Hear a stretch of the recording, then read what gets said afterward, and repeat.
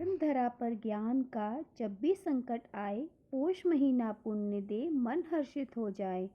सूर्य नारायण भगवान की जय हो, विष्णु भगवान की जय हो। मैं नीलम आप सभी का आपके अपने चैनल प्रभु भक्ति संगीत में हार्दिक स्वागत करती हूँ। तो आज की कथा की शुरुआत करते हैं सबसे पहले गणेश जी की कहानी की। बोलो प्रेम से बोलो गणेश जी महाराज की जय हो।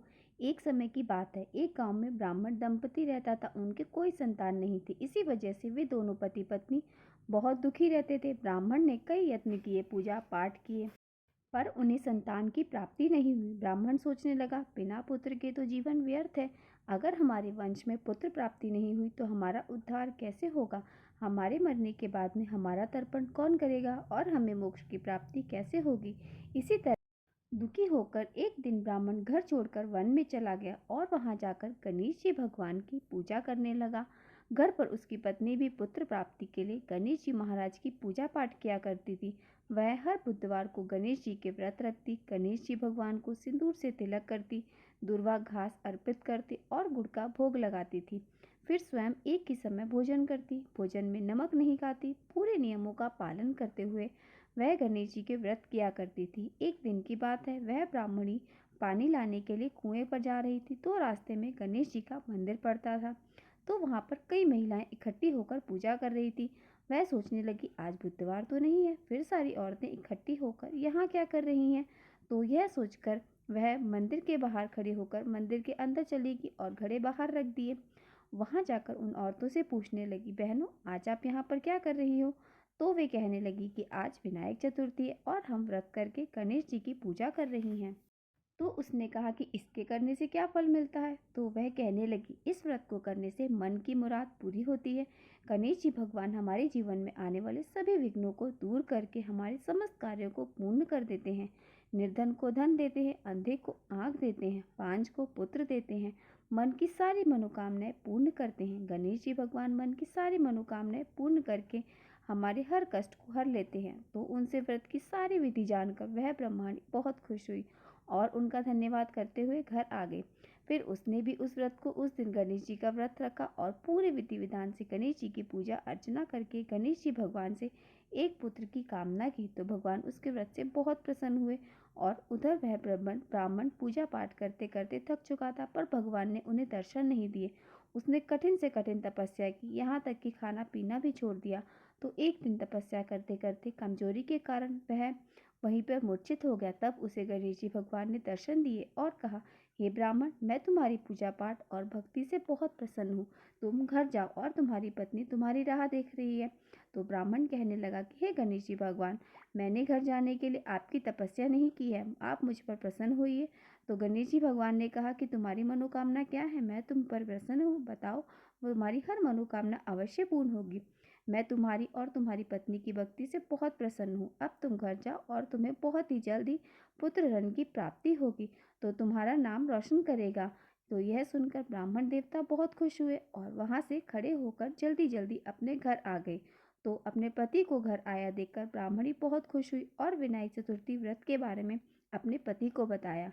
तो दोनों पति पत्नी ने मिलकर विनायक चतुर्थी का व्रत करना स्टार्ट किया और गणेश जी भगवान की कृपा से ब्राह्मणी ने 10वें महीने में बहुत ही सुंदर पुत्र को जन्म दिया। तो पुत्र रत्न पाकर दोनों पति पत्नी बहुत खुश हुए। इस तरह जो भी व्यक्ति सच्चे मन से गणेश जी भगवान की पूजा अर्चना करता है, उसकी हर मनोकामना अवश्य पूर्ण होती है। अगर हम गणेश जी मंदिर में जाकर अपनी मनोकामना पूर्ण करना चाहते हैं तो हम व्रत रखना चाहिए और भगवान को बताते हैं, तो हमारी मनोकामना जल्द ही गणेश भगवान पूरी करते हैं और मनोकामना पूरी होने पर वहाँ वापस आने का वादा करते हैं जो भी हम, तो हमें वो मनोकामना पूर्ण होने के बाद में उसे अवश्य सही समय पर पूर्ण कर देना चाहिए।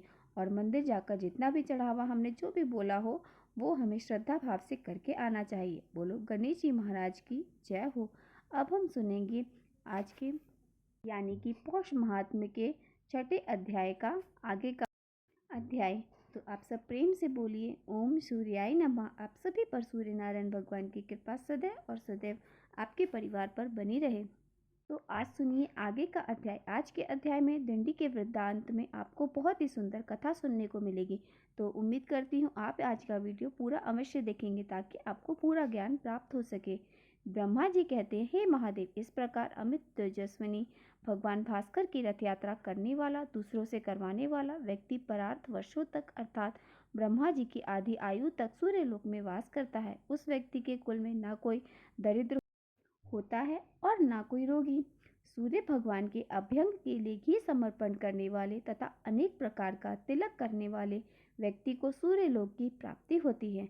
गंगा आदि तीर्थों से जल लाकर जो सूर्य नारायण को स्नान कराता है वह वरुण लोक में निवास करता है।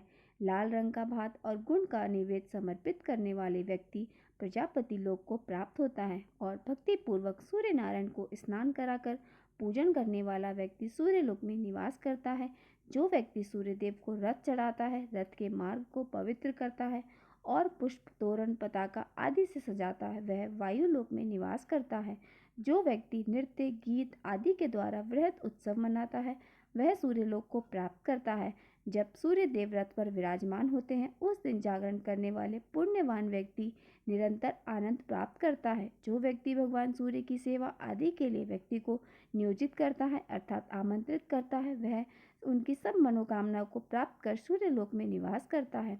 रथ रूढ़ भगवान सूर्य का दर्शन करना तो बहुत ही बड़ी सौभाग्य की बात है। जब रथ की यात्रा उत्तर अथवा दक्षिण दिशा की ओर होती है उस समय दर्शन करने वाले व्यक्ति धन्य होता है और जिस दिन रथ यात्रा हो उसके साल भर बाद उसी दिन पुनः रथ यात्रा करनी चाहिए। यदि वर्ष के बाद यात्रा ना करा सके तो 12वें वर्ष में अतिशय उत्साह के साथ उत्सव संपन्न कर यात्रा संपन्न करानी चाहिए। बीच में यात्रा फिर नहीं करानी चाहिए। इस बीच इंद्रध्वज के उत्सव में भी यदि विघ्न हो तो 12 वर्ष में ही उसे संपन्न कराना चाहिए, उससे पहले नहीं। जो व्यक्ति रथ यात्रा की व्यवस्था करता है वह इंद्र लोकपाल को सायुज को प्राप्त होता है और यात्रा में विघ्न करने वाले व्यक्ति मंदे जाति के राक्षस हो जाते हैं। सूर्य नारायण की पूजा किए बिना जो अन्य देवताओं को पूजा करता है वह पूजा ही निष्फल है। रथ यात्रा के समय जो सूर्य नारायण का दर्शन करता है वह निष्पाप हो जाता है और षष्ठी और सप्तमी, पूर्णिमा, अमावस्या और रविवार के दिन दर्शन करना बहुत पुण्य होता है। आषाढ़, कार्तिक और माघ के पूर्णिमा को दर्शन करने से अनंत पुण्य की प्राप्ति होती है। इन तीनों मासों में भी रथ यात्रा करनी चाहिए और इनमें भी कार्तिकी अर्थात कार्तिक पूर्णिमा को विशेष फलदायक होने से महाकार्तिक कहा गया है। इन समयों में उपवास कर जो भक्ति पूर्वक भगवान की आराधना करता है और व्रत रखता है वह सद्गति को प्राप्त होता है। संसार पर अनुग्रह करने के लिए प्रतिमा में स्थित होकर वह सूर्य देव स्वयं पूजन ग्रहण करते हैं और जो व्यक्ति मुंडन कराकर स्नान जप होम दान आदि कराता है वह दीक्षित हो जाता है। सूर्य भक्त को अवश्य ही मुंडन भी करवाना चाहिए। जो व्यक्ति इस प्रकार दीक्षित होकर सूर्य नारायण की आराधना करता है वह परम गति को प्राप्त होता है। महादेव जी, इस रथ यात्रा के विधान का मैंने वर्णन किया। इसे जो भी पढ़ता है सुनता है वह सभी प्रकार के रोगों से मुक्त हो जाता है और विधि पूर्वक रथ यात्रा का संपादन करने वाला व्यक्ति सूर्य लोक को जाता है। रथ सप्तमी तथा भगवान सूर्य की महिमा का वर्णन भी अब आप सुनिए। श्री ब्रह्मा जी कहते हैं, हे रुद्र, माघ मास के शुक्ल पक्ष की षष्ठी तिथि को उपवास करके गंध आदि उपचारों से भगवान सूर्य नारायण की पूजा कर रात में उनके सामने शयन करना चाहिए। सप्तमी में प्रातःकाल विधि पूर्वक पूजा करें और उदारता पूर्वक ब्राह्मणों को भोजन कराएं। इस प्रकार से 1 वर्ष तक सप्तमी को व्रत रखकर रथ यात्रा करें। कृष्ण पक्ष में तृतीय तिथि को एक भक्त, चतुर्थी को और नक्त व्रत, पंचमी को आयोजित व्रत, षष्ठी को पूर्ण उपवास तथा सप्तमी को पारण करें। रथ भगवान सूर्य की भलीभांति पूजा कर स्वर्ण तथा रत्न से अलंकृत तथा तोरण पताकाओं से सुसज्जित रथ में सूर्य नारायण की प्रतिमा स्थापित करनी चाहिए। ब्राह्मण की पूजा करके उनका दान देना चाहिए। स्वर्ण के भाव में चांदी, तार, आटे आदि का रथ बनाकर आचार्य को दान करें। हे महादेव, यह सप्तमी तिथि बहुत ही उत्तम है। पापों का हरण करने वाली इस रथ सप्तमी को जो कोई माघ मास की सप्तमी तिथि होती है उस दिन भगवान सूर्य के निमित्त किया गया स्नान, दान, होम, पूजा आदि सत्कर्म 1000 गुना फलदायक हो जाता है। साथ ही ज्येष्ठ मास की सप्तमी को, जिसे भानु सप्तमी कहा जाता है, इस दिन जो भी भक्त विधि विधान से सत्कर्म करता है, भगवान सूर्य नारायण की पूजा करता है, उसके जन्मों जन्मों के पापों का नाश हो जाता है। इस सप्तमी के महात्म का भक्ति पूर्वक श्रवण करने वाला व्यक्ति ब्रह्म हत्या के पाप से भी मुक्ति पा जाता है। सुमंतु मुनि ने कहा, हे राजन, इस प्रकार रथ यात्रा का विधान बताकर ब्रह्मा जी अपने लोक को चले गए और रुद्र देवता भी अपने धाम को चले गए। अब आप और क्या सुनना चाहते हैं, यह भी बताइए। राजा शतानी कहने लगे, हे महाराज, सूर्य देव के प्रभाव का मैं कहाँ तक वर्णन करूं, क्योंकि उन्हीं के अनुग्रह से युधिष्ठिर आदि मेरे पितामहों को सभी प्रकार का दिव्य भोजन प्रदान कराने वाला अक्षय पात्र मिला था, जिससे वन में वे भी ब्राह्मणों को संतुष्टि किया करते थे। जिन भगवान सूर्य की देवता, ऋषि, सिद्ध तथा मनुष्य आदि निरंतर आराधना करते हैं तथा उन भगवान भास्कर के महात्म को अनेकों बार सुनते हैं, क्योंकि मुझे उनका महात्म अनेकों बार सुनते सुनते भी तृप्ति नहीं होती, जिनसे यह संपूर्ण विश्व उत्पन्न हुआ है तथा जिनके उदय होने से ही सारा संसार चेष्टावान होता है, जिनके हाथों से लोक पूजित ब्रह्मा जी और विष्णु तथा ललाट से शंकर जी उत्पन्न हुए, उनके प्रभाव का वर्णन भला कौन कर सकता है। अब मैं यह सुनना चाहता हूँ कि जिस मंत्र, स्तोत्र, दान, स्नान, जप, पूजन, होम, व्रत तथा उपवास आदि कर्मों के करने से भगवान सूर्य प्रसन्न होकर सभी कष्टों को निवृत्त करते हैं, अर्थात दूर करते हैं और संसार सागर से मुक्त करते हैं, आप उन्हीं उत्तम मंत्र, स्त्रोत, रहस्य विद्या, पाठ, व्रत आदि को बताइए, जिनसे भगवान सूर्य का कीर्तन हो और जीवा धन्य हो जाए, क्योंकि जीवा भी वही धन्य होती है जो भगवान सूर्य का स्तवन करती है। सूर्य की आराधना के बिना तो यह शरीर व्यर्थ है। एक बार भी सूर्य नारायण को प्रणाम करने से प्राणी का भवसागर से उद्धार हो जाता है। रत्नों का आश्रय मेरु पर्वत, आश्रय का आकाश, तीर्थों का आश्रय गंगा और अन्य सभी देवताओं के आश्रय भगवान सूर्य हैं। हे मुनि, इस प्रकार अनंत गुणों वाले भगवान सूर्य के महात्म को मैंने बहुत बार सुना है। देवगण भी भगवान सूर्य की आराधना करते हैं, यह भी मैंने सुना है।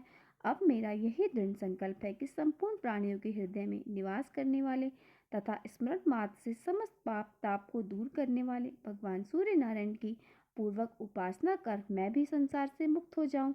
अब सुनिए भगवान सूर्य द्वारा योग का वर्णन और ब्रह्मा जी द्वारा दिंडी को दिया गया क्रिया योग का उपदेश। सुमंतु मुनि कहते हैं, हे राजन, ऋषियों को जिस प्रकार ब्रह्मा जी ने सूर्य नारायण की आराधना के विधान का उपदेश दिया था, उसे मैं सुनाता हूँ, ध्यानपूर्वक सुनो। किसी समय ऋषियों ने ब्रह्मा जी से प्रार्थना की थी, हे महाराज, सभी प्रकार की चित्रवृत्ति से के निरुद्ध रूपी योग को आपने केवल पद देने वाला कहा है, किंतु यह योग अन्य जन्मों की कठिन साधना के द्वारा ही प्राप्त हो सकता है, क्योंकि इंद्रियों को बलात् आकृष्ट करने वाले विषय अत्यंत दुर्जय हैं। मन किसी प्रकार से स्थिर नहीं होता, राग, द्वेष आदि दोष नहीं छूटते और पुरुष भी अल्पायु होते हैं, इसलिए योग सिद्धि का प्राप्त होना अतिशय कठिन है। अतः आप ऐसे किसी साधन का उपदेश कीजिए जिससे बिना परिश्रम के ही निस्तार हो सके। तब ब्रह्मा जी कहने लगे, हे मुनीश्वर, यज्ञ, पूजन, नमस्कार, जप, व्रत, पास और ब्राह्मण भोजन आदि से सूर्य नारायण की आराधना करना ही इसका मुख्य उपाय है। यह क्रिया योग है। मन, बुद्धि, कर्म, दृष्टि आदि से सूर्य नारायण की आराधना में तत्पर रहें। वही पर ब्रह्मा, अक्षर, सर्वव्यापी, सर्वकर्ता, अव्यक्त, अंचित और मोक्ष को देने वाले हैं। अतः आप उनकी आराधना कर अपने मन वांछित फल को प्राप्त करें और भवसागर से मुक्त हो जाएं। ब्रह्मा जी से यह सुनकर मुनिगण सूर्य नारायण की उपासना रूप में क्रिया योग में तत्पर हो गए। हे राजन, विश्व में डूबे हुए संसार के दुखी जीवों को सुख प्रदान करने वाले सूर्य नारायण के अलावा और कोई भी नहीं है, इसलिए उठते बैठते चलते सोते भोजन करते हुए सदा सूर्य नारायण का ही स्मरण करें। भक्ति पूर्वक उनकी आराधना में प्रवृत्त हो जाए, जिससे जन्म मरण आदि व्याधि से युक्त इस संसार समुद्र से तुम पार हो जाओगे। जो पुरुष जगत करत सदा वरदान देने वाला है और जगत करता है, दयालु और ग्रहों के स्वामी श्री सूर्य नारायण की शरण में जाता है, वह अवश्य ही मुक्ति प्राप्त करता है। सुमंतु मुनि ने इस प्रकार पुनः कहा, हे राजन, प्राचीन काल में दिंडी को ब्रह्म हत्या लग गई थी। उस ब्रह्म हत्या के पाप को दूर करने के लिए उन्होंने बहुत दिनों तक सूर्य नारायण की आराधना और स्तुति की। उससे प्रसन्न होकर भगवान सूर्य उनके पास आए। भगवान सूर्य ने कहा कि दिंडी, तुम्हारी भक्ति की पूर्वक की गई स्तुति से मैं अत्यंत प्रसन्न हूँ। अपना अभिष्ट वर मांगो। तब दिंडी ने कहा, महाराज, आपने पधार कर मुझे दर्शन दिए, यही मेरे लिए बहुत सौभाग्य की बात है। यही मेरे लिए सर्वश्रेष्ठ वर है। पुण्यहीनों के लिए, पापियों के लिए आपका दर दर्शन सर्वदा दुर्लभ है प्रभु, आप सबके हृदय में स्थित हैं, अतः आप सबका अभिप्राय भी जानते हैं। जिस प्रकार प्रभु मुझे ब्रह्म हत्या लगी है उसे तो आप जानते ही हैं। हे भगवान, अब आप मुझ पर अनुग्रह कीजिए कि मैं इस ब्रह्म हत्या से और अन्य पापों से शीघ्र मुक्त हो जाऊं, और हे सूर्य नारायण, मैं सफल मनोरथ हो जाऊं। आप संसार के उद्धार का कोई उपाय बताइए जिसके आचरण से संसार के प्राणी सुखी हों।